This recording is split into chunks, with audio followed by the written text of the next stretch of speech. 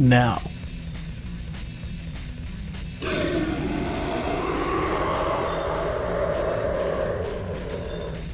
the beast attacked at almost the exact instant that Akira and his guide dove forward. Sharp scraps of metal and glass struck from every direction. He knocked them away, but they kept on coming.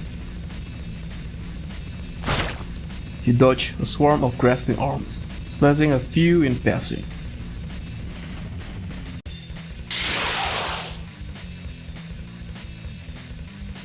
A shriek, a blood spread into the air. He saw blood frequently, even in Blaster. The fights had ceased to captivate him, but that instant alone, that first spurt of blood each night, still brought him a sense of elation. Deep beneath the heart-pounding terror of battle, Akira felt something smolder in his chest. The red drops hanging in space burned themselves into his retinue. But, as always, it faded, and once that moment passed, he no longer felt a thing, no matter how much blood flowed. The refugees' attacks were chaotic, but once he grew accustomed to them, he found himself able to predict their movements.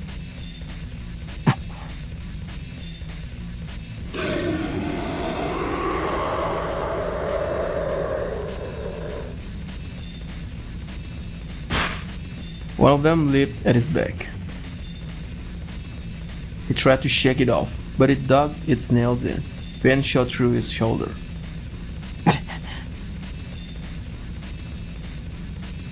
Another aimed for his arm. He swiftly knocked it away with his back, then slashed at the hand clutching his shoulder.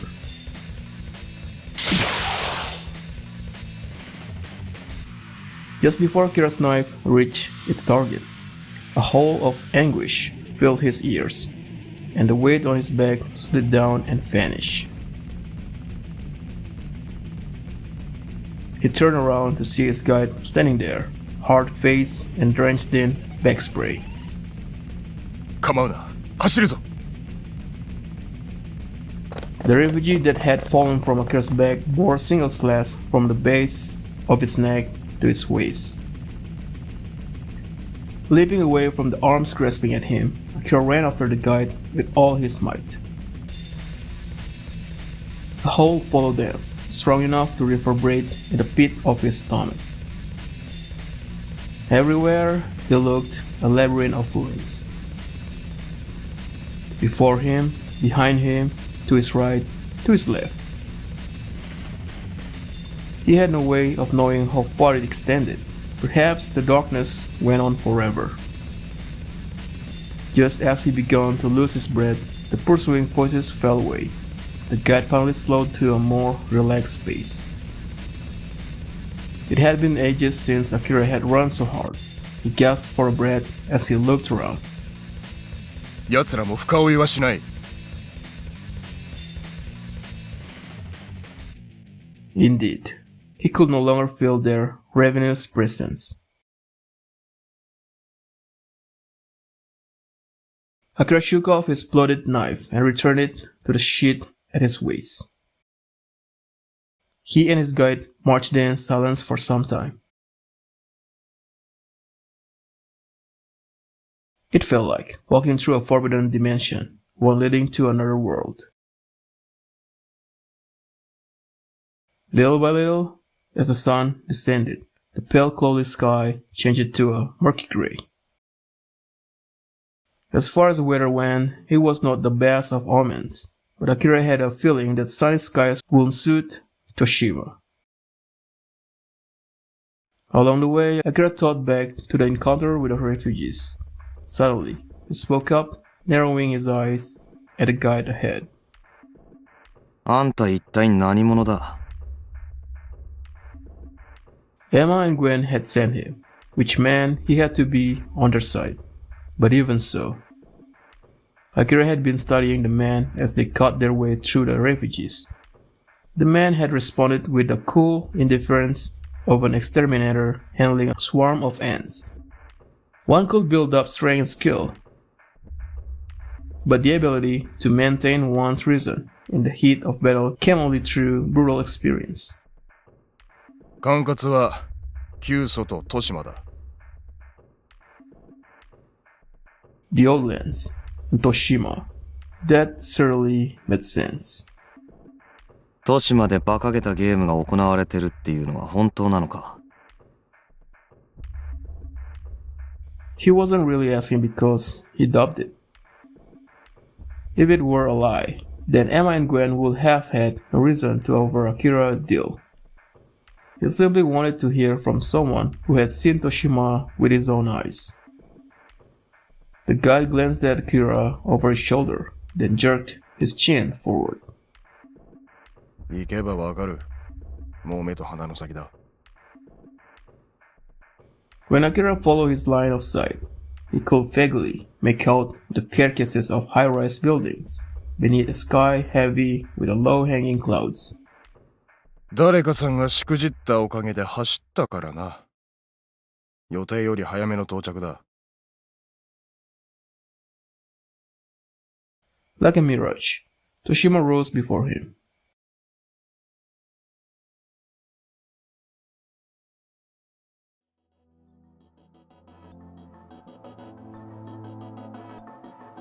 This was it, Toshima, den of criminals, home of Igura, where fools killed each other for a chance at glory. The taste of death still lingered out of reach. Perhaps Akira would find it here. A slight euphoria washed over him again, similar to when he saw blood. A rusty sign marking the district border came into sight, and the guide stopped without crossing into Toshima. He faced Akira and spread his arms wide, then lowered his head in a theatrical bow. This was as far as he went, it seemed. 助かった。それじゃ。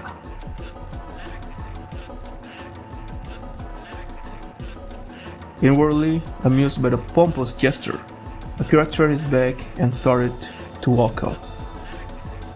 The next instant, the guide seized Akira's arms, pinning them behind him. When he craned his neck to look over his shoulder, he found the guide grinning ear to ear. His stare seemed to grip Akira's heart with physical force. 話せよ。Akira fought to shake him off, but the man's grip was as hard as steel. One arm snaked around Akira's head, forcing it sideways.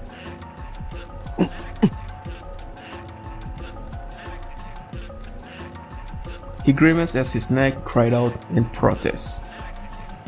一つだけ忠告しておいてやろう。A low voice filled in his ears.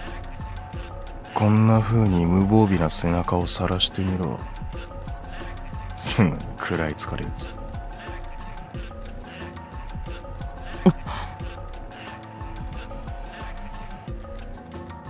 Together with those whispered words, something hot and damp slipped into his ear. Goosebumps broke out all over his body, as a wet sound echoed in his skull. With all of his strength, Akira broke free and spun, throwing an elbow as he did. The guide swiftly leaped back, then retreated another step towards the old lens. He licked his upper lip, then grinned eerily and performed another ostentatious bow. Then he turned, heading for the old lens without looking back. Only after he was out of sight did Akira let out a small sigh and look away. He wiped finally at the ear the guide had tongue. The repellent sensation still lingered there. At the same time, the guide's final, uncanny smile flashed through his mind's eye. くそ Akira kicked at some nearby rubble and released another sigh. Things were looking grim, more than anything else. It was humiliating to have been caught from behind like that.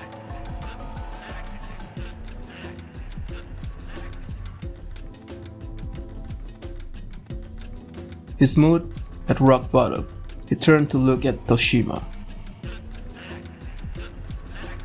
From a distance, the city had seemed sunken in darkness, and proximity had done nothing to improve that. Everything was hazy and indistinct. The old lands had been plenty ominous too, but Toshima had a different vibe. More venomous, imbued with a stench of vice. Or maybe he only felt that way because of what he'd heard. At last, he stepped over the threshold and set foot inside Toshima. The wide road, which probably continued toward the heart of the city, appeared to contain nothing other than withered vegetation and a welcome sign for visitors. This sign was a wretched article. Rust showed through where the paint had peeled off, and the bolt fastening it had fallen out, leaving it just enough to hang out. Someone had written atop the sign in spray paint. Akira glanced at the misspelled English words, then began walking toward the heart of the city. Welcome to Mud Hatter's Carnival.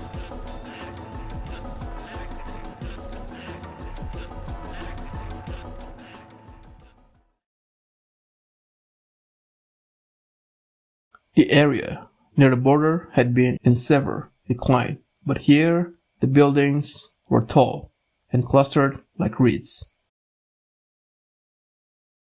This place, once one of the world's most populated cities, had become but a mere shadow of itself in the years since it had been abandoned. Dilapidated skyscrapers tore like mammoth tombstones, and the moon peeking out from a rift in the clouds bathed everything in a pale light. Instead of people, dust and rubble overflowed the streets, though from the time to time manic shouts and laughter echoed across the dark, heavy sky. A foul smell hit Akira's nose. He stopped and looked down at the crumbling asphalt.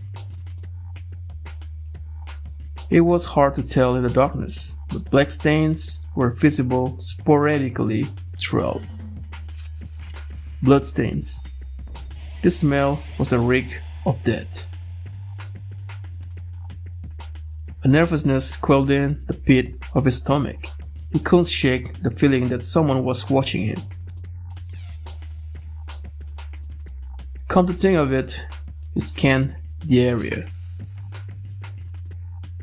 Nothing. What he thought was nowhere to be found.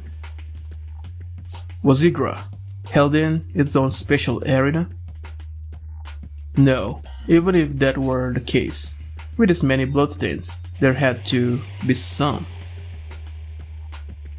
The bodies, where were they? Akira was currently standing at the intersection of two large avenues, but there were no signs of other people around. He could sense nothing more than a lurking presence. Staying alert, as per his guide's friendly warning, Akira resumed walking. The buildings watched him pass with silent, empty eyes, like mourners in a funeral procession. Or were they sneering at him? Just as Akira spotted another intersection ahead, he caught a glimpse of movement at the corner of his eye. He stopped and looked in that direction. A ruined store stood at the corner of the block, its large display window shattered to pieces. Inside, he could see a shape moving rhythmically. A person, probably, but there was no telling what kind of person might show up in a place like this. He was about to go on by, but then he realized that he could just make out the sound of feral breathing coming from the store.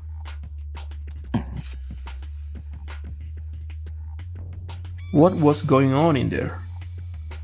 The shadow was still rocking to its beat. The breathing seemed to be growing in intensity. Curiosity prompted him to approach the window. From his place in the shadows, he glanced inside the store. Its dilapidated interior contained rows of empty shelves. Beyond them was a human shape. Unsteady grunts alternated with a noise like something scraping against the floor. The weak moans that occasionally joined the mix sounded a little too nasal to be born of pain. There were two figures, Akira realized, one overlapping the other. The answer finally came to him, but before he could turn and make his retreat, he realized something else as well. Unless his eyes had completely betrayed him, what shapes were... He closed the remaining distance to the window. Their mad dance rose up from the dimness, which was alleviated by the boreal silver of moonlight. Akira's eyes went wide. The figures were both men. The one facing down had his hips thrust high in the air, with a second man boring into him from both. The second man arched his back and something flashed dully in the moonlight. It looked like a dog tag. But that wasn't the only reason for Akira's shock. The breaths and moans that Akira had heard were coming from the man pumping his hips, but the one beneath him remained limp and unmoving, with a streak of red trickling from his ear. Akira turned away. A strange agitation consumed him. The back of his neck burned. Careful not to make a sound, he returned to the street and hurried down his way. Soon, he lost all sense of where he was going. His pulse raced. He couldn't get the spectacle out of his head, even though he hadn't seen them clearly. The image in his mind's eye was many times more vivid than the real thing. Calm down, he told himself. You don't know if he was really dead. Scraping together what reason he could from the chaotic mess that his thought had become, Akira walked up to the remains of a small store on the side of the street. The door was hanging of its hinges. After making sure that he couldn't sense anyone inside, he stepped through the entrance. From the remaining decor, he could tell it had once been some kind of coffee shop, probably quite cozy in its day. He proceeded toward the back, kicking up clouds of dust as he went. There, he found a two-person sofa sitting in a corner. he yielded his body to its rusted springs. Taking one of the bottles out of his bag, he poured a great gulp of water down his parched throat. The liquid spread through his belly, washing the worst of his unease away. He exhaled deep and slow, then threw the half-empty bottle into his bag. His heart was still racing. Releasing another breath, he leaned against the backrest. He himself didn't understand what had disturbed him so badly. He'd heard that homosexual behavior had been quite common during the war, given the strict regulation that had governed soldiers' lives. He figured it had been unavoidable once their sexual needs hit their limit. There were a few women on the battlefield.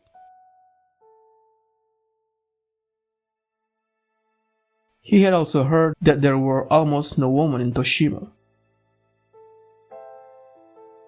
Not only was it overrun by outlaws, it even played host to a murderous game. Fun by those starving wolves, a woman would have little to look forward to but torment, used and discarded like some kind of doll.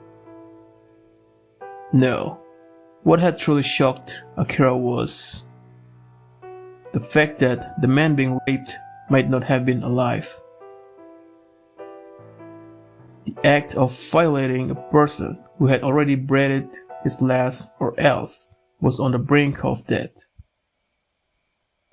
That was what had shaken him so. Sometimes sex was used not as an expression of love, but rather as a weapon to crush your victim's heart. But if that were your aim, then you would have every reason to keep your victim alive, especially if you were both the same sex. After that, a person was nothing more than an object. Was what he'd witnessed simply the expression of an abhorrent fetish? Or was the feeling a corpse meant to be ultimate show of triumph? A statement that, even in death, there was no escape from degradation? It was not inconceivable, but at the same time, he couldn't comprehend what would drive someone to such depths. He recalled the flash of mail in the moonlight. The man atop the corpse had been wearing a dog tag. Akira pulled a bundle of 5 tags out of his bag. In the city, tags marked one as a contestant in Igura. Igura, a world ruled by survival of the fittest. If murder wasn't prohibited, was anything? Had that man been having his defeated opponent? If so, if one were allowed to do as he pleased with his enemies? No, it was unthinkable, or it had been, before Akira had come to this town. His sense of what was ordinary carried no weight here. Perhaps this was his guide had been trying to communicate. That disgusting sensation revived in Akira's ear, making him recall the scene from before even more graphically. He clicked his tongue in frustration. This was no time to be getting cold feet. He had come here because there was something he needed to do. No matter how insane this place was, he had no intention of losing to anyone. This incident had served to underline the fact that his experience in Blaster would not serve him here. His fighters were a different breed. If he lost, he might taste a fate worse than that. He would need all the strength and will he possessed simply to survive. As the shock of what he had seen faded, he began to feel a budding anticipation. Somewhere in this ruined city might lie the moment that will set his blood afire, that will sear his brain and body and soul as nothing had before.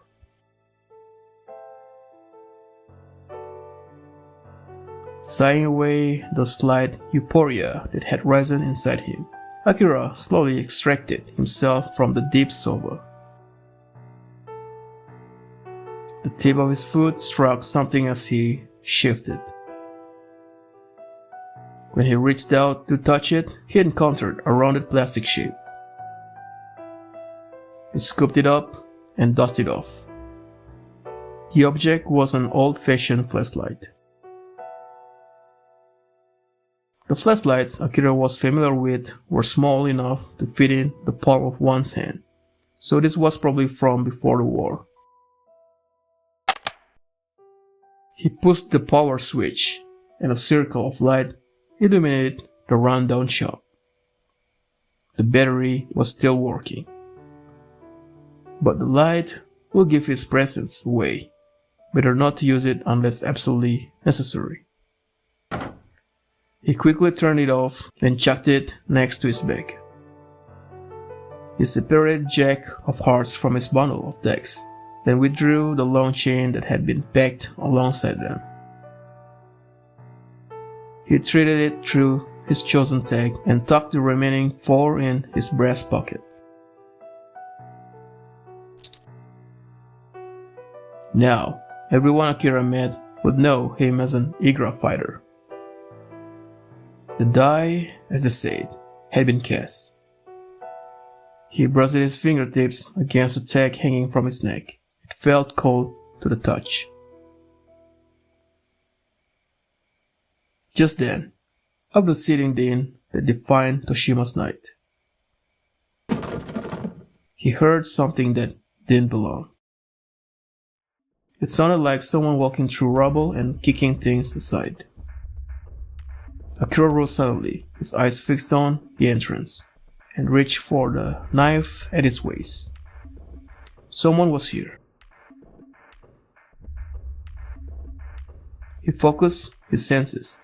Through the doorless entrance, he could see the cityscapes on the far side of the road melting away into darkness. The light of the moon formed a pale veil.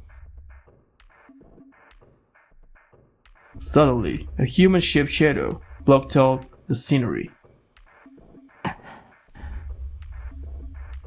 His whole body went tense. If the person moved on, good. But if he came inside, he slowly closed his hand around the hilt of his knife. The shadow moved, and Akira heard the crunch of tile. Another step, the same sound. The shadow had set foot inside the shop. No choice. He drew his knife and prepared to strike. Akira!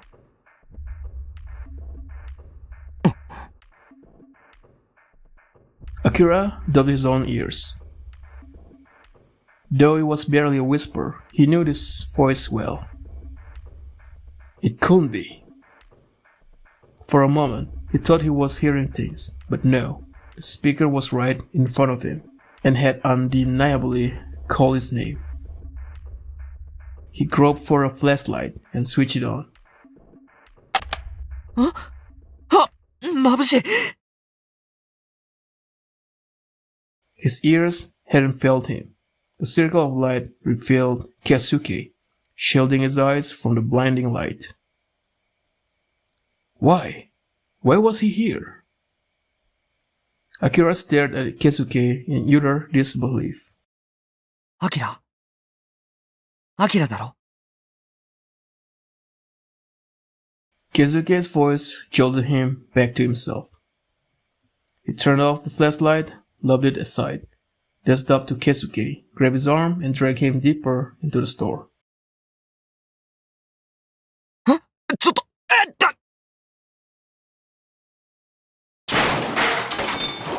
Keisuke lost his balance and staggered, colliding with a nearby table. バカ、大声出すな。Akira hissed a warning, but didn't let go until they reached the back of the shop. やっぱりアキラだ。よかった。間違ってたらどうしようかと。He leaned closer to Keisuke, who had a relieved smile on his face. なんでこんなところにいるんだ、お前。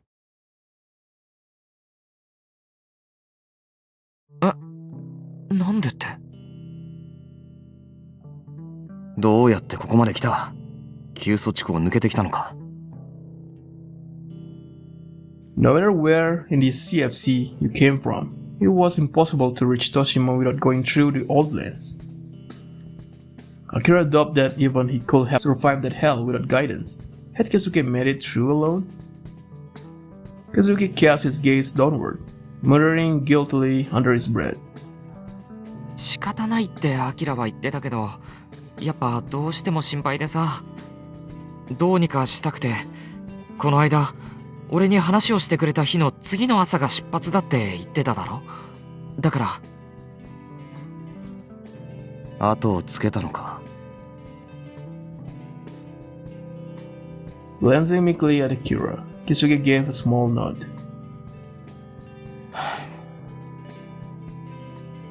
Akira let out an enormous sigh, exasperated to the point of speechlessness. This was insane. Was Keisuke trying to get himself killed? He looked that smaller man up and down. He was wearing his usual shabby blue coveralls and had a light backpack over his shoulder. 武器は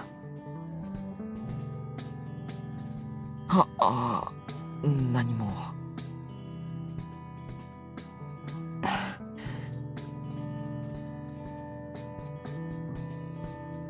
For a moment, all Akira could do was gape. よくそれで何もなかったな。そりゃ危ない目にはあったよ。難民だっけあいつら。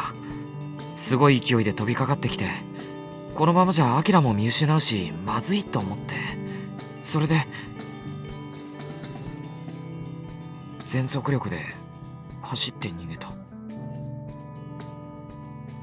逃げた？逃げ切れたのか。じゃなかったら俺はここにいないよ。Was Keisuke really that fast? Then again, the guide had said the refugees didn't pursue their prey over long distances. If Keisuke had made it through that labyrinth to the outskirts of Toshima, they might have left him alone.